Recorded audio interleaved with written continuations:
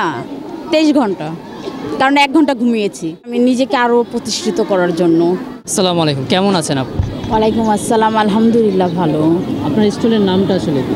বিসমিল্লা রান্নার ঘর। কি কি আইটেম এখানে উঠেছে যদি আমাদের বলেন? এখানে অনেক ধরনের আইটেম আছে, যেমন মালাই পাটিসাপটার, বিফ সাসলিক, ভিজা পিঠা, নকশি পিঠা, শামুক পিঠা, তারপর দুধ পুলি, ফিন্নি, পুটিং, আর হচ্ছে বুটের হালুয়া, এনাদার অনেক আইটেম করা হয়। এগুলো কি সব আপনার নিজের ঘরে হ্যাঁ, বানানো? অবশ্যই আমি নিজে হাতে বানানো। কত বছর ধরে আপনি এই উদ্যোক্তাটা কাজ করছেন? 2 বছর যাবত এই কাজে আছি আমি। 2 বছর যেহেতু কাজ করছেন, পরিবার থেকে সাপোর্ট কেমন পাচ্ছেন? আলহামদুলিল্লাহ অনেক ভালো, সবার সাপোর্টের কারণেই এত দূর আগাতে পেরেছি। এই পর্যন্ত তো অনেক ভালো পেয়েছি, বাকিটি আল্লাহর উপরে। আগামীতে আশা করব যে ভালো পাওয়ার।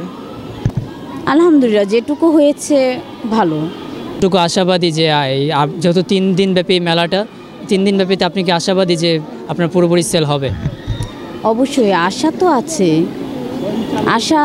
তারপর বাকিটি দেখা যাক কি হয়, কিন্তু যথেষ্ট পরিমাণ চেষ্টাও করব আমি সম্পূর্ণভাবে যে এই মেলা থেকে আমি নিজেকে আরও প্রতিষ্ঠিত করার জন্য। না 23 ঘন্টা, কারণ 1 ঘন্টা ঘুমিয়েছি না। আল্লাহ এই কারণে আমাকে সাপোর্ট করেছে আমি আর আমার আম্মু। আপনার আম্মু মিলে একসাথে কাজ করেছেন। তো সর্বশেষ আমাদের দর্শকদের উদ্দেশ্যে কি বলতে চান? দর্শকদের উদ্দেশ্যে বলবো যে আপনারা দেখতেছেন যেভাবে সেভাবে একটু টেস্ট করে দেখুন। না খেলে তো বোঝা যায় না যে কোনটা টেস্ট কীরকম। আপনারা খেয়ে দেখুন, অবশ্যই ভালো লাগবে এবং আশা করি দ্বিতীয়বার আবার আসবেন।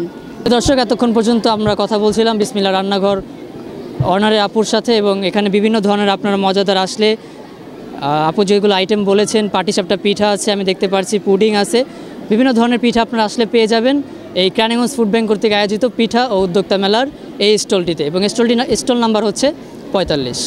সকলকে ধন্যবাদ।